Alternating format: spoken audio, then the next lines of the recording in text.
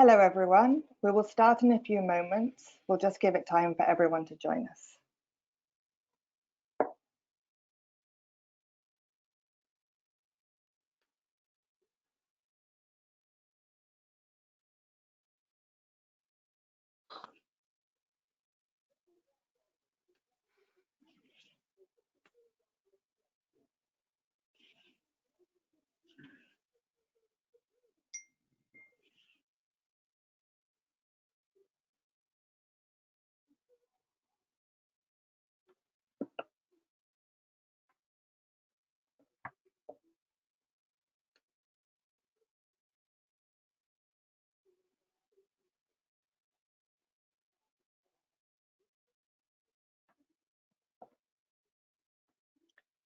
Welcome to the Long-Term Care Ahead after COVID-19, the road ahead updated. My name is Romney Douglas and I'll be your moderator. I'm pleased to introduce today's speaker, Irving Stackpole.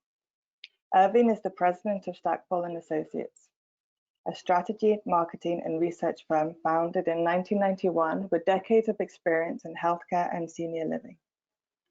Before I hand the mic over to Irving, I have a few housekeeping items to cover about this presentation.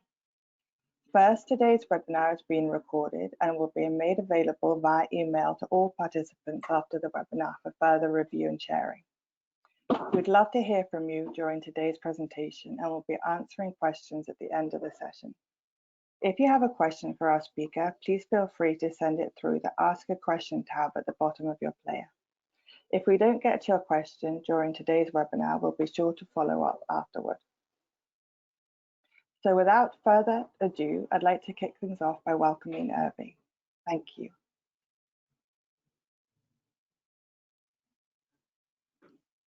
Well, thank you, Romney. And I have to show my screen.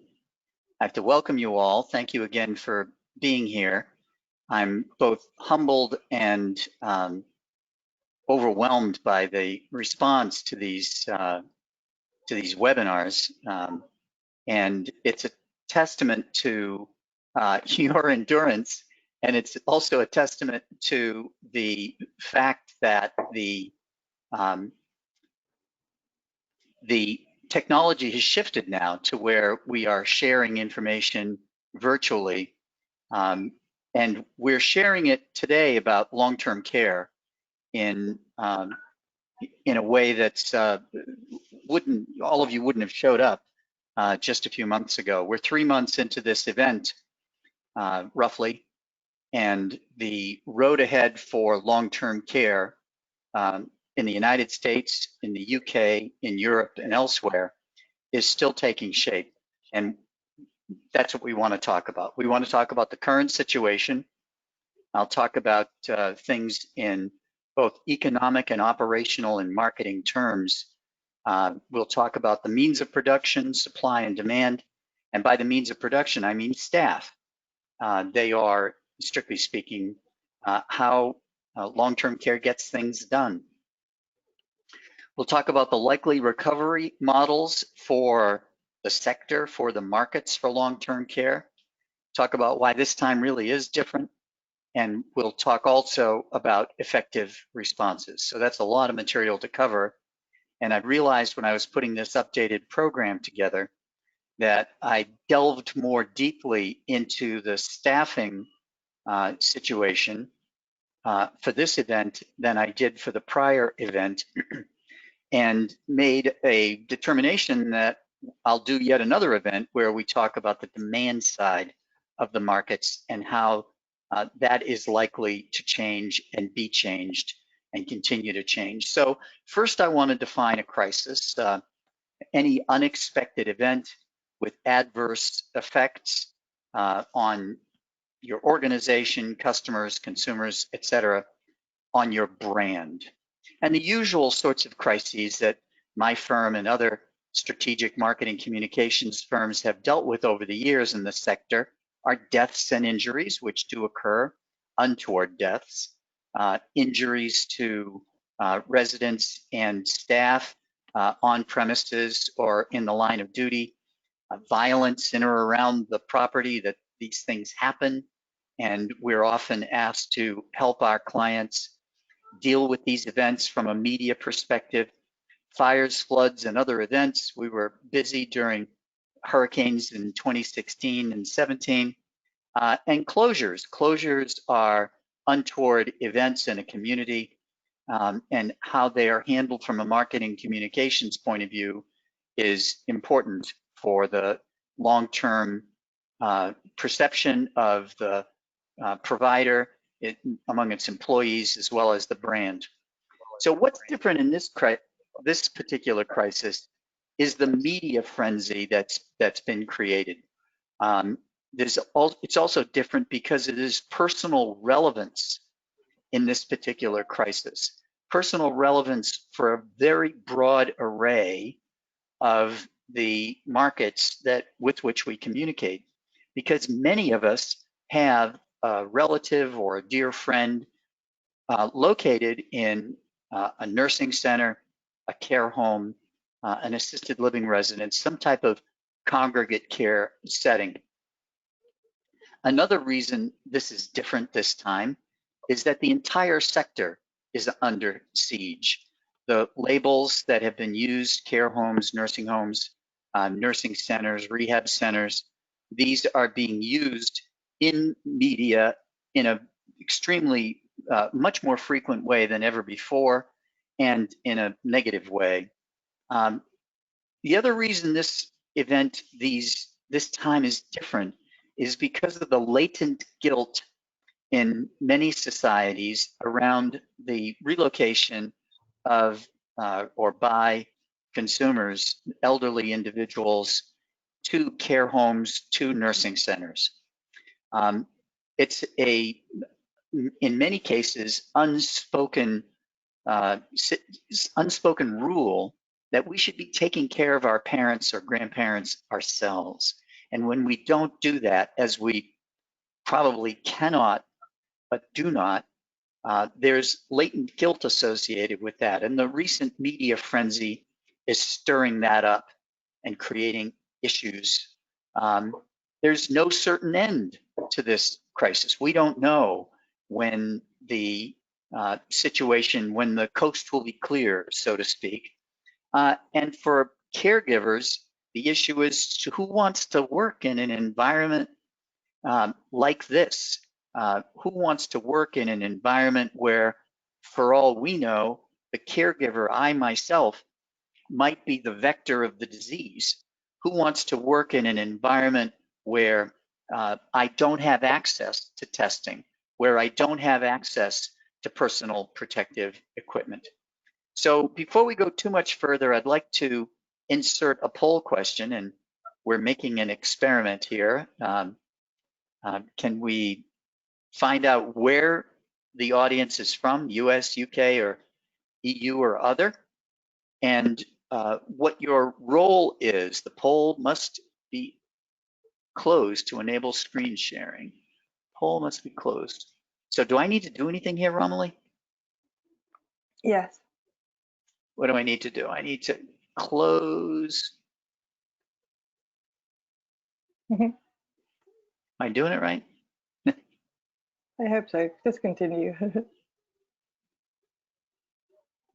Just collecting the poll. Okay. So while you all decide where you're from and what your roles are, I will carry on here. And when you have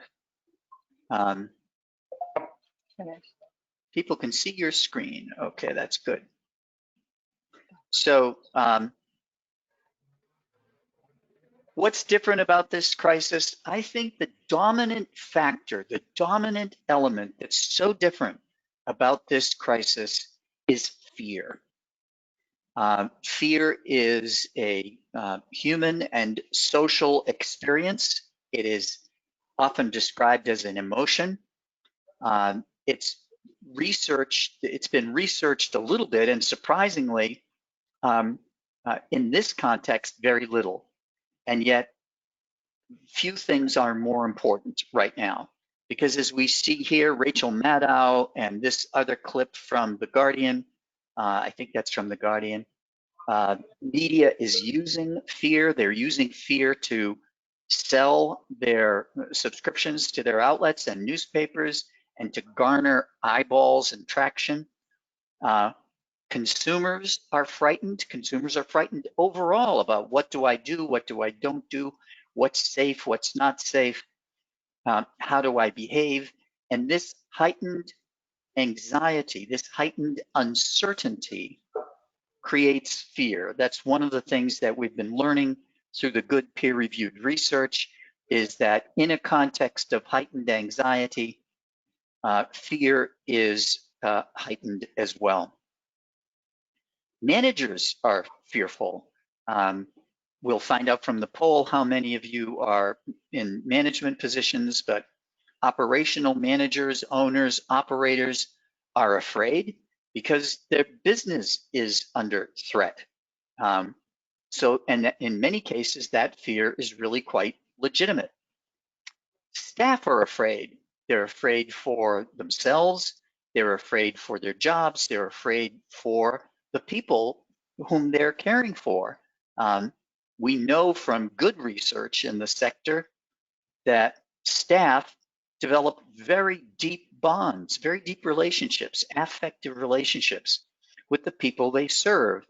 And so if you're uncertain about how you as the staff member might be negatively affecting the resident, that creates fear as well. So let's drill down into staff in the US and the UK. In the United States, there are about 4.5 million long-term care workers, and this is how they break down. They are very predominantly, they work in skilled nursing centers, some work in assisted living and home health care as well. They are in the majority women. They are almost 25% of them are African American. That's the case in both the US and the UK as well. And as we'll see in a minute, where they fall on the socioeconomic spectrum leaves them particularly vulnerable in this particular crisis. In the UK, there's about 1.2 million, about a little less than 500,000 work in care and nursing homes, and about 600,000 in domiciliary care, and 150,000 providing day and social care. Now, this is a breakdown in the United States and the United Kingdom of the size or proportion of the individuals in these income cohorts and who's going to lose their jobs. And as we see, it is the lower income groups who will share the predominant burden of job loss as a result of coronavirus. I want to drive this point home. These individuals who, in an econometric point of view, are our means of production, they are the ones who are actually doing the work. They are most at risk for losing their jobs.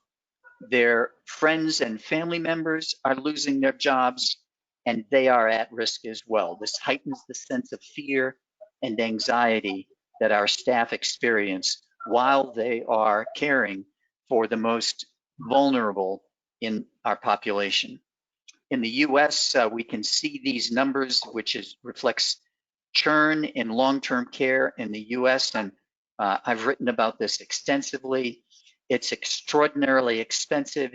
It is indeed a strategic vulnerability that in the US, there is such a heavy level of turnover in the frontline caregiving categories. And we see these data here. Similarly, in the UK, the leavers, we don't have the entrance data, but the leaver rate in adult social care is extremely high. We can see that in this source, which is from the Health Foundation, they anticipated in 2019 that 36.5%, 40% of the frontline caregivers would be leaving their jobs. That creates an extraordinary situation for operators. So here's the situation assessment for the staff in long-term care. The recruitment issues are challenging. It's a struggle. Retaining individuals once we've recruited them is also a struggle. When unemployment surges, as it is in most places around the world, the question becomes, will long-term care be seen as a good alternative?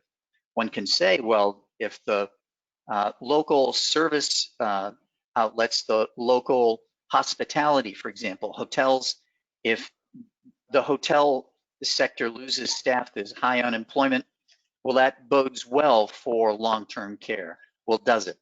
I would raise that as a question, whether long-term care will be seen as a good alternative. As the economies open back up, it raises the question, who wants to work for you and how do we communicate? We're going to talk in the last section about how what we say and how we word our messages to our audiences is so critical at this time. With regards to the supply, our physical property, plant, and equipment, not PPE like personal protective equipment, but in an accountancy or econometric sense, property, plant, and equipment, our supply, our inventory, our capacity has been struggling. There's been struggles with occupancy, and that's certainly occurring now. The most recent data about occupancy shows that the level of beds occupied in both the US and the UK and in other locations as well is declining. We're struggling with recruitment and retention, as we've already talked about. And importantly, the economic model is a struggle. In only a few places in developed economies is there a sound economic model to pay for care in congregate settings. The inventory is old and in many cases threadbare and unattractive. There is, by any stretch, an onerous regulatory burden in many locations for congregate care. And there's, unfortunately, a deeply negative cultural bias toward congregate elderly qualified care. For years, my firm did a very large-scale survey for what was then Lifeline, it's now Philips, and we did tens of thousands of surveys of referral sources in the United States and the UK and found that referral sources themselves consider relocation to congregate care an extraordinarily negative event. So in assisted living, that's market rate, more voluntary and less need-driven relocation. Occupancy is not as bad as it is in nursing centers and care homes. It's balanced or struggling based on increased supply. Recruitment and retention is less of an issue. The economic model is better because there's better margins and there's an opportunity to create market rate charges. There's relatively new inventory, so it's the buildings and the properties are more attractive. There's a minimal regulatory burden, and there's only a slightly negative cultural bias, and we'll see why that is in a moment. For independent, age-qualified independent living, age-qualified congregate care centers, occupancy is in some locations quite good, and in other locations it's been struggling. Recruitment and retention is less of a burden because there's fewer carers, fewer caregivers needed to attend to the needs of the individuals who are resident there. The economic model is better, relatively new inventory, little or no regulatory burden, and only a slightly negative cultural bias. And much of that cultural bias has to do with how the property is labeled or what it's named. So we typically, in the management side of the supply system in congregate care, we typically structure the supply something like this, where nursing centers and care homes are in one bucket, assisted living residences are in another bucket, independent living, CCRC or care villages, and board and care. And there's bright lines between and among these, sometimes driven by the regulations, sometimes driven by simply what the intention of the developer is. However, consumers see these all overlapping, and that's important as we look at how the sector might recover, how the sector will emerge as the economies emerge as well. Do we have results on the poll, and do I know how to access those, Romilly? Hi there, Irving. And so we've asked the first question, which was, what is your location? And we have the results of those, which is 85% of the attendees are from the US today. We can ask the second question now, which is, what is your role? So everybody, there's a question going to come up now for you. Okay. There it is. Nice. Okay. Thank so you for very those much. of you who don't know, this is an experiment. We're trying to figure this out as we go here.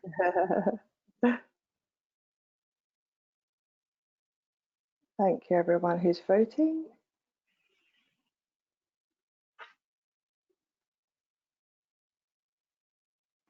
And these polling questions were suggested by one of the participants in a prior webinar.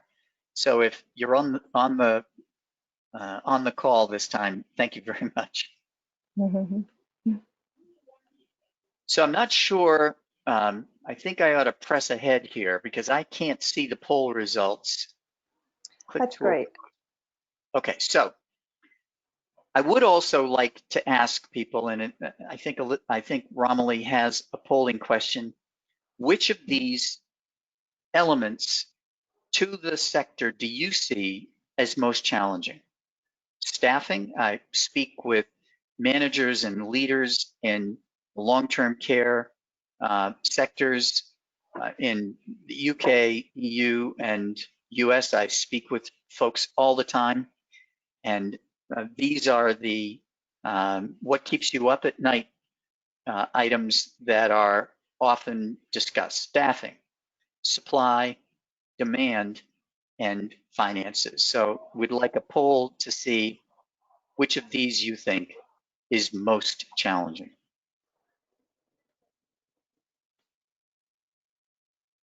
So shall I press ahead, Romilly? Yes, please. Okay. So let's look at recovery. We've painted the picture of what the situation is, and so now what I'd like to do is talk about recovery. And this is a model that shows the economic models for recovery based on the US. This is a macroeconomic view of potential recovery models based on the supply and demand side shocks that the pandemic represents. So what it looks like here is that the earliest time when we'll see a return, approximate return to normalcy, will be in the fourth quarter of 2021. And then this model shows that the normalcy begins to return in the second quarter of 2022. Now that may seem like a long way away, given the scale of what has occurred. Despite the political positioning to the contrary, this might be a very reliable prediction of this economic event. In many articles about the economic impact of the COVID-19 SARS-CoV-2 pandemic, in many of these articles, you'll hear about U-shape and V-shape recoveries. This model shows a modified U-shape, and you can see the U in the curve, the depression associated with the uncertainty shock and the first moment shocks. So we're going to look a little more closely at this because I want to create an analogy between how the economy will recover and how the sector will recover, as I believe there is a legitimate analogy there to be made. And this is from McKinsey, and it applies, I believe, to the economy at large and to the sector in particular. I want to point out here the center of this six potential economic recovery models. I want to look specifically at A1. It shows a long-term slow return to normal, where we'll see partially effective interventions and effective response by the public health authorities to the virus, but with recurrence, which is already what we're seeing. We're seeing recurrence around the United States, around the UK, but not in the densely populated epicenters that we had seen initially. Another slightly more optimistic perspective, which may very well occur, is in A2, where we see a recovery, a U-shape with an irregular recovery, but a more rapid recovery, and we can only hope for that. And I've modeled some of these recoveries, which I will show you in a moment. And then the sort of the negative, nobody wants to see this happen, is what's referred to as an L-shaped recovery, where there's permanent damage to the economy and a permanent loss. I think unless there is some change in the approach to COVID-19 in nursing centers in particular, and care homes in particular in the US and the UK recovery, I fear that we may see permanent loss of market demand in those categories based on some inappropriate responses by the regulators and the public. So let's look at some of these factors in the post-COVID-19 timeframe. The first of these is acceptance, and the flip side of that, the obverse, is penetration. So if I accept congregate long-term care as a solution for my needs, I am part of a segment of the population. Not everyone for whom congregate care is a suitable alternative, not everyone accepts it as an alternative, as a solution. So that this degree of penetration and acceptance, which we routinely measure in market-based feasibility analysis or market analysis, this is a critical factor, because as many as the age, income, asset, or other disability qualified individuals there may be in a geography, only a certain proportion of them will accept congregate care as a solution. Then there are the trade-offs between and among the needs or benefits and the risks. And that's what COVID-19 is doing. It's introducing a new level of risk, which we must evaluate in the context of market analysis. And then the other bullet here is the trade-off between the needs that I have or the benefits I perceive and the status quo. Determining the level of acceptance against staying in your own home, or staying in a relative's home, or staying in your current domestic setting, that's always a difficult barrier to overcome. And my concern is that going forward, that will remain a difficult barrier and become an even greater barrier to acceptance. Another piece here that's very worrisome is government or regulatory intervention. How will that play out? Will it be supportive or will it be punitive? We're seeing conflicting messages from the regulator in the United States, which is CMS. The person in charge there is sending out highly conflicted signals about whether she intends to be supportive of the sector or whether she intends to be punitive. Those two paths cannot easily be reconciled, and my sincere hope is that people in academia, people in universities, people who have independent voices will argue strongly and compellingly for support for the sector at this time. It's clear that what this COVID-19 has done is it's exposed, or as one commentator put it, it's blown the doors off of this building, which the infrastructure of which was crumbling and has been for quite some time. And then another variable here that needs to be considered, and this needs to be considered by the regulatory authorities and by government, is the liability issues and exposure associated with COVID. Do we need special riders on our insurance policies? Will we need to have residents sign waivers? Will they accept those waivers? How will this be resolved? The insurance market has been silent so far, although I know that there's a lot of actuarial midnight oil being burned right now as we speak about that. So what I'd like to do is offer what I think is just an estimate, a preliminary estimate of the timeline and the depth of and the scope of the impact of COVID-19 on skilled nursing centers and care homes.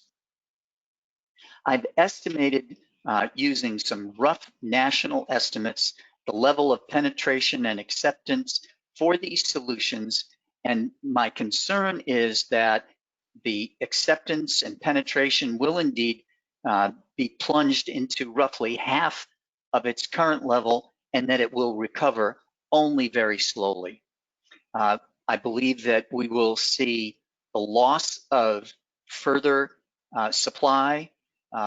Colleagues doing research in this domain have shown that in the United States, we're losing nursing homes. Nursing homes have been closing at a very rapid rate in response to demographics and payments, and that the loss of those nursing centers is primarily in less densely populated areas. So in places, it seems like places where they're needed the most, they are going away the fastest. And I am concerned that the same pattern will manifest in the UK and in the EU as well. In market rate assisted living, as you can see, the depth of the acceptance will be less, the trough will be lower, and the recovery swifter, but it still remains to be seen how negatively certain assisted living residences will be viewed by the consumers. A lot of this will be determined by the nature of the acceptance in the marketplace area before COVID. And in places where the acceptance rate was previously very high, we believe that the virus factor, the negative effect of COVID-19, will be attenuated by that high level of acceptance. In marketplace areas where acceptance was low, we anticipate that the depth of the losses in market acceptance will be higher. And for independent living, we also see a loss, a significant loss of acceptance and penetration, but a swifter return, also contingent on branding and how badly the virus impacted in that local marketplace area, and how much negative press the skilled nursing care homes received in that local marketplace area. So I'd like to go through a couple of models that are possible, in my estimation, for recovery in the sector. And the economic depth, length, and shape in the marketplace area will certainly impact the effect on the sector. And I see basically two potential scenarios. Scenario one is that the sector will have a bona fide opportunity to rebuild and recharge.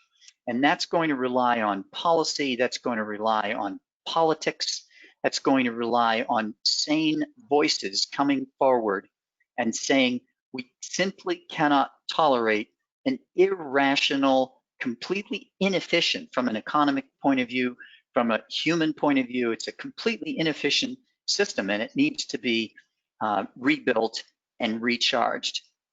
The other potential scenario, unfortunately, is ravaged and relegated.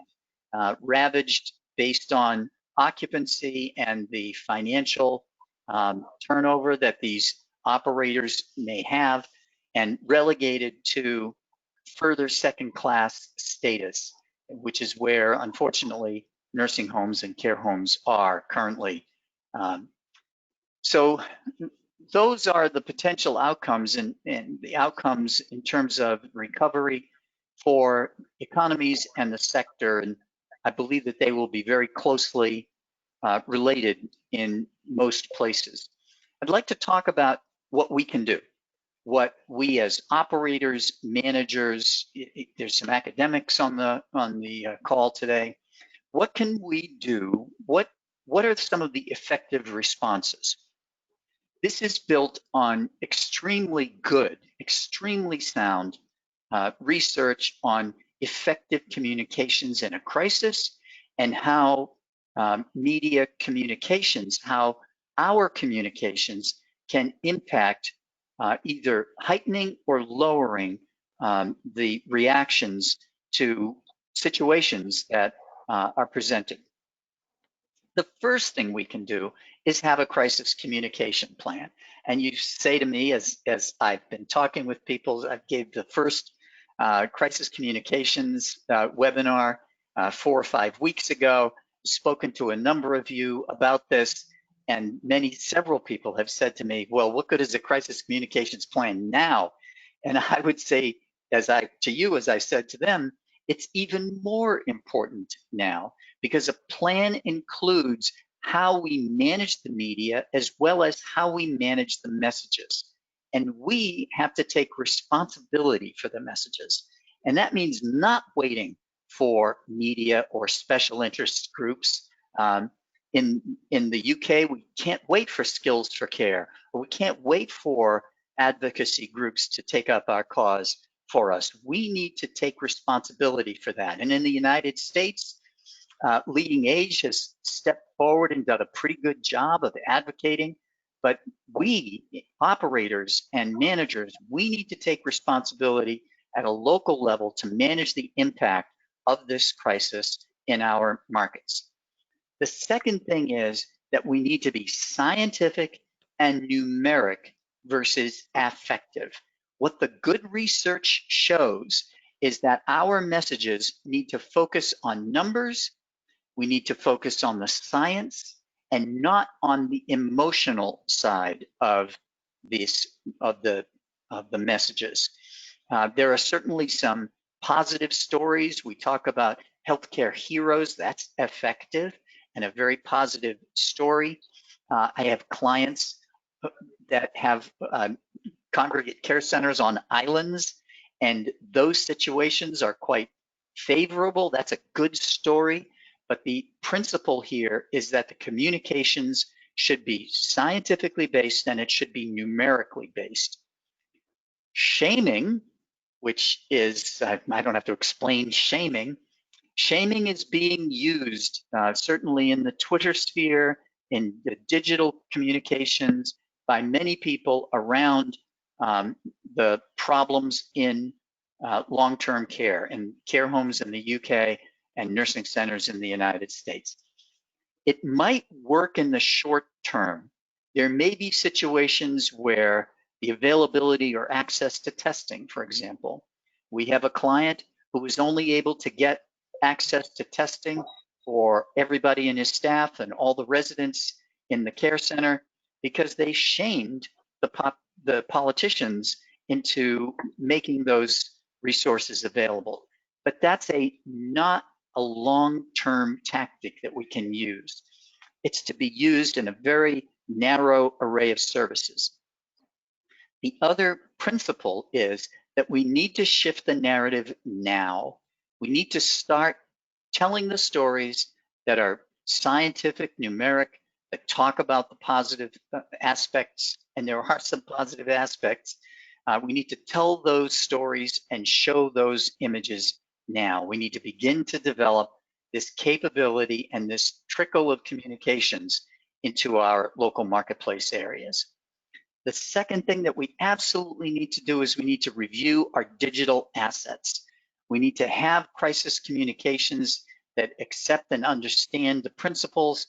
The perceived risk is having an impact on fear, and we can mitigate that. We can reduce the impact of perceived risk by talking about our centers, our experience, what we were able to do successfully, numerically and scientifically, and that will reduce levels of fear. And the other is, we've never really done a good job of this in our businesses on either side of the pond, and that's segmentation. There are certain segments of our populations, of our target populations, who will be more amenable to a congregate care solution than others. And we need to be smarter and more efficient about reaching out to those segments. For nursing centers and care homes in the UK, consumers and staff, these segmentations can be undertaken very specifically. And with regards to recruitment and retention, why do people keep working for us? There are people in our centers who have been extraordinarily loyal, who are deeply committed. Let's better understand who they are and why they're motivated to undertake these extraordinary measures. Let's understand that better, and then use that information to better target, recruit, and retain individuals. The other principle, the last principle in this set of, here's what we can do today. We can protect, defend, and fortify our current market share. We can protect, defend, and fortify our current staff, which I'm sure many of you are doing. The principle here is service error recovery. We've had lots of errors. Now we need to implement effective service error recovery. And for those of you who have participated in other trainings that I've presented, this is worthy of its own topic. It's critical. There is a science behind how to recover from an error that one commits in a service environment. And we need to get smarter about that in long-term care. Finally, we need to innovate for greater efficiency. If the markets are going to shrink and the available means of production are going to be more difficult to find, we need to get more efficient. So I believe efficiency, real efficiency, will become an extraordinarily important hallmark of successful providers going forward. And then finally, we need to differentiate, indeed differentiate around that higher level of efficiency and innovative ways to care for the people trusted to us. So in conclusion, we've looked at the current situation.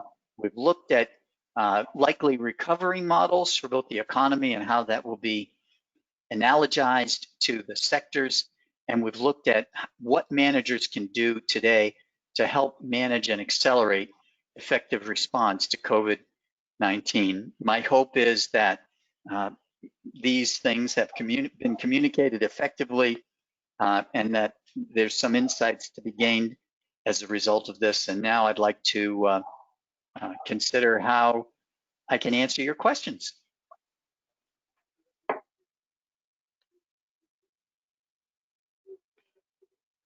Thank you very much, Irving. So, hi there, can you hear me? I can hear you, I hope. Great. So we have a question that we got earlier, which was, could you mention again the source of this recovery model? Yes, I offered two recovery models. One is, and the links will be in the PowerPoint presentation that we'll be sending to you all. It'll be available on our website. The 6-position grid was developed by McKinsey, and it's focused on the US. And the other model that I shared with you is based on the UNWTO, the UN World Trade Organization's estimates of global economic recovery. So I used two models, one to show an international perspective and the other to show a more US-based perspective. But these models, as I've looked at them being shared in various articles and research journals, they appear to be quite consistent. There was a 2006 study done by the EU, sponsored by the EU, that anticipated a pandemic and what the global response would be to a pandemic event. And these academic researchers concluded that the recovery would be a V-shaped recovery.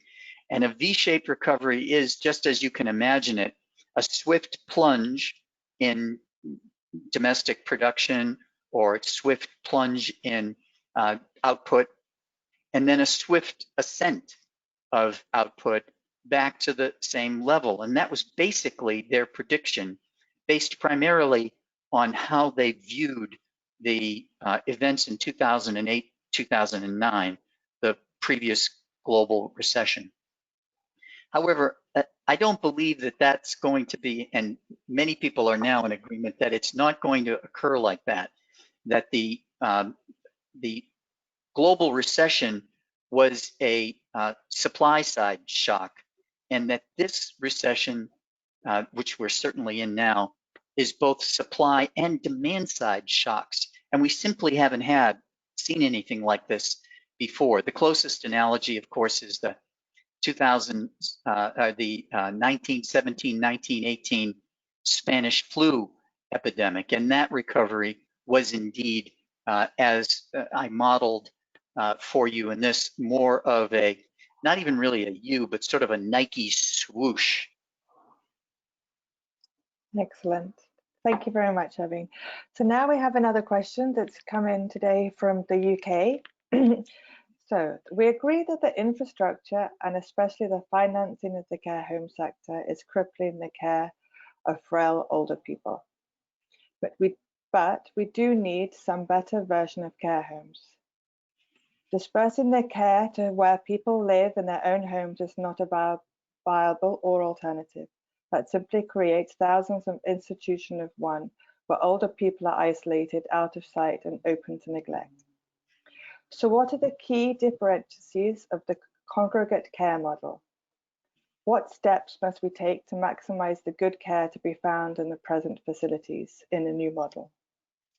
What a terrific question.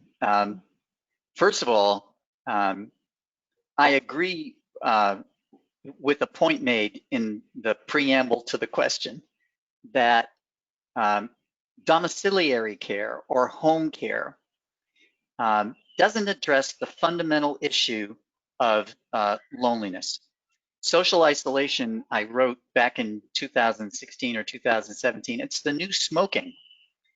There's very good evidence that isolation contributes to deterioration in overall health, and it needs to be included in any social determinant of health, SDOH.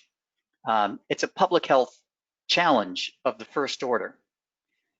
With that being said, there are some individuals who don't do what's necessarily the right thing for themselves and accept a solution that might be better for them.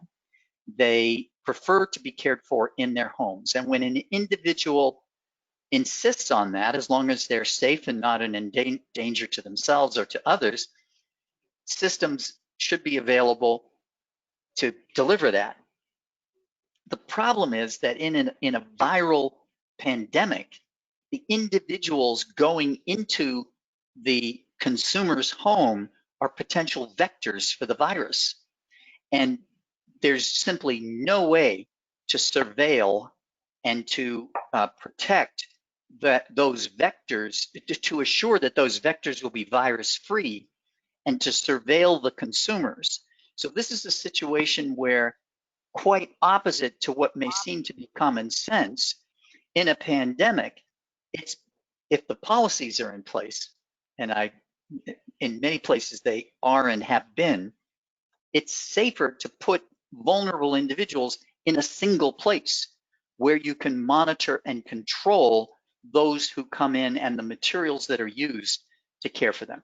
With that being said, I think what the questioner was really asking is, how do we create a viable, sustainable, congregate long-term care capacity, a supply capacity in the UK in particular and in the US? Well, in many ways in the UK, the challenge is scale and replicability. The second challenge in the UK is the financing mechanism. The financing mechanism, without getting into details in the UK, is intermediated by local councils. It's intermediated in a way that prevents a broad scale improvement of the efficiency of the way the money's spent. And this has been highly politicized in, I would say, historically, somewhat frivolous ways. And first of all, from a money point of view, that needs to be addressed. Second of all, I think the UK is better off than the US in some regards, in that the units, the individual care units, are smaller than they are in the United States. The average size of a nursing center in the United States is over 100 beds or units. The average size of an assisted living residence in the United States is over 70 units. The average size in the UK is much smaller, which should allow for greater levels of flexibility. So it's easier to open, it's easier and less painful to close. So what we need is a policy discussion informed by finances and by a deep reevaluation of supply and demand. It's clear that there are millions of people in the UK and the EU, millions of people in the United States who need, want, and would benefit from congregate care. We don't have a system in either location right now that's in any way rational or in any way efficient. In order to do that, in order to really not waste this crisis, we need public voices, private voices, pushing forward to create the discussion about how to better finance, how to better deploy, how to better build these care centers for the future. Wow, it sounded like a lecture, didn't it? Sorry. That was great. Thank you very much. So the next one is, I find it very disturbing that the news media always focuses on negative issues with SNFs. Yes, there are some bad situations, but the largest majority of facilities and staff are giving their hearts and souls to take the best care of their residents, in a very difficult and challenging environment. But we never hear about these good things. Can you suggest? Well, yeah, go ahead, please. No, and that was the comment, and that was the comment. Well, I have to turn that comment around, as I typically do in these conversations. I've been involved in this sector since 1985. I came out of acute care general admitting hospitals in the United States and internationally, and I began working in the long-term care sector in the United States in 85 and started working in the UK in 91. I will hold up the mirror to you, to that person who made that statement, and say, why aren't you promulgating the stories that you want to have promulgated? You have access to the media, and the media can be used as a tool far more effectively in the United States, I would argue, than in the UK, where there's a much more tense relationship between the communications, the media outlets, and the providers. It's up to us. We can't wait for the media to come to us and say, oh, have you got a good story for me? No, we need to take charge now and be responsible for the messages that we're delivering. Managing long-term care environments, whether it's home care, board and care, any type of long-term care environment, is extremely complicated, in part because of the regulatory burden that's been layered on top. So the managers in these environments have had to be extraordinarily attuned to understanding these layers. It's also been challenging to recruit and retain frontline employees and employees at large. So managers have been focused on those two topics. And I'm sorry to heap yet a third one onto you, but this is the time to take charge of the messages that we're delivering into our marketplaces to our consumers. And those messages need to be clear and positive. They need to be focused on numbers, not proportions, not percentages, but numbers. They need to focus on the science, and they need to find a way, we need to find a way to spin the message positively. And I would encourage the person who posed that question to look back on the website and go back to the crisis communications webinar that I gave, because I used concrete examples from COVID-19 where it was clear that a certain group of long-term care providers were managing the messages and another group which weren't. And how you do that is just, anybody can learn these skills. You just have to take the time and learn them. If you want some coaching, if you want some specific instructions, I am happy to help. But there are resources available, and I would encourage you to access them. Great.